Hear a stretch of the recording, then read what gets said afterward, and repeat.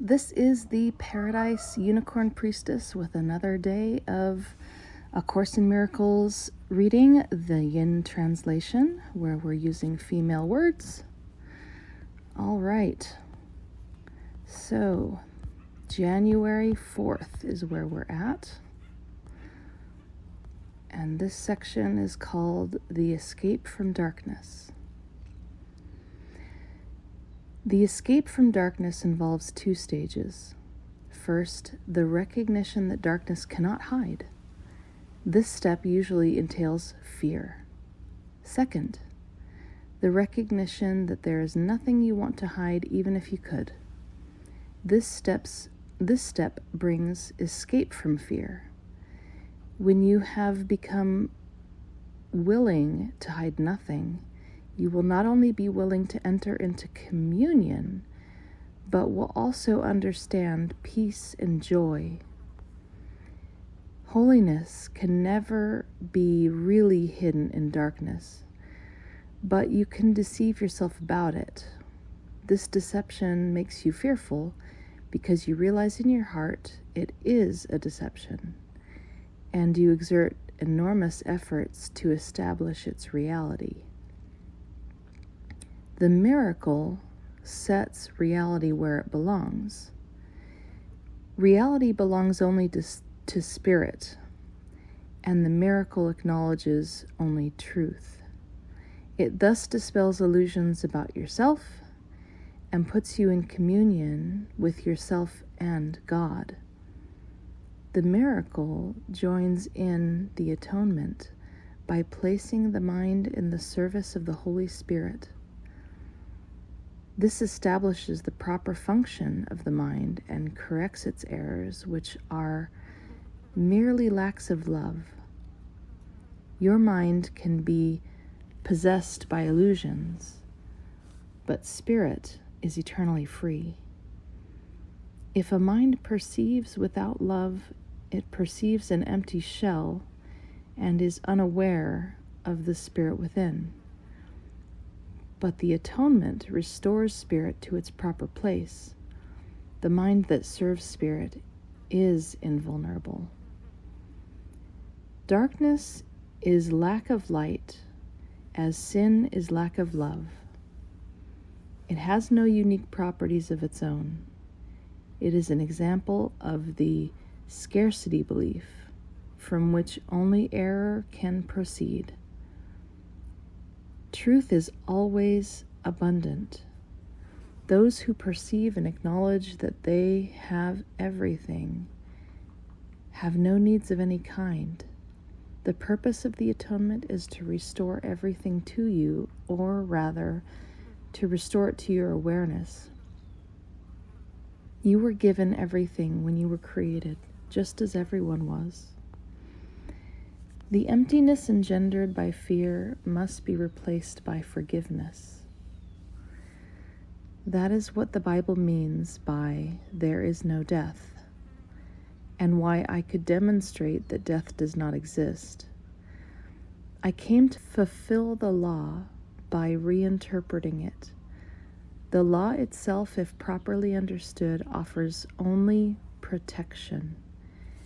It is those who have not yet changed their minds who brought the hellfire concept into it.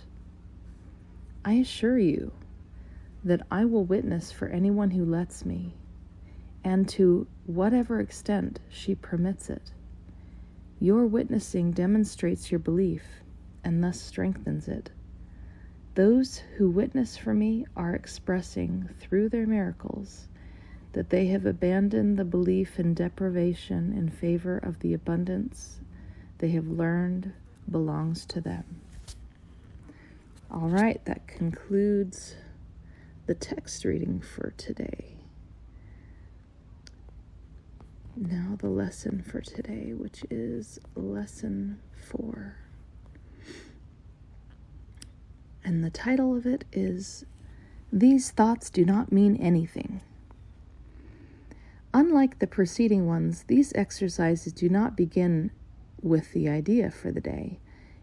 In these practice periods, begin with noting the thoughts that are crossing your mind for about a minute. Then apply the idea to them. If you are already aware of unhappy thoughts, use them as subjects for the idea. Do not, however, select only the thoughts you think are bad. You will find, if you train yourself to look at your thoughts, that they represent such a mixture that, in a sense, none of them can be called good or bad. This is why they do not mean anything. In selecting the subjects for the application of today's idea, the usual specificity is required. Do not be afraid to use good thoughts as well as bad. None of them represents your real thoughts, which are being covered up by them. The good ones are but shadows of what lies beyond, and shadows make sight difficult. The bad ones are blocks to sight and make seeing impossible. You do not want either. This is a major exercise and will be repeated from time to time in somewhat different form. The aim here is to train you in the first steps towards the goal of separating the meaningless from the meaningful. It is a first attempt in a long-range purpose of learning to see the meaninglessness as outside you and the meaningful within. It is also the beginning of training your mind to recognize what is the same and what is different. In using your thoughts for application of the idea for today, identify each thought by the central figure or event it contains. For example, this thought about blank does not mean anything. It is like the things I see in the room or on the street, and so on. You can also use the idea for a particular thought that you recognize as harmful. This practice is useful, but is not a substitute for the more random procedures to be followed for the exercises. Do not, however, examine your mind for more than a minute or so. You are too inexperienced as yet to avoid a tendency to become pointlessly preoccupied. Further, since these exercises are the first of their kind, you may find the suspension of judgment in connection with thoughts particularly difficult. Do not repeat these exercises more than 3 or 4 times during the day. We will return to them later. All right. And again, the main idea for this lesson was these thoughts do not mean anything. And I wish you well in practicing your lesson and thinking about the thoughts from the text. And I will share the next one with you soon. Goodbye.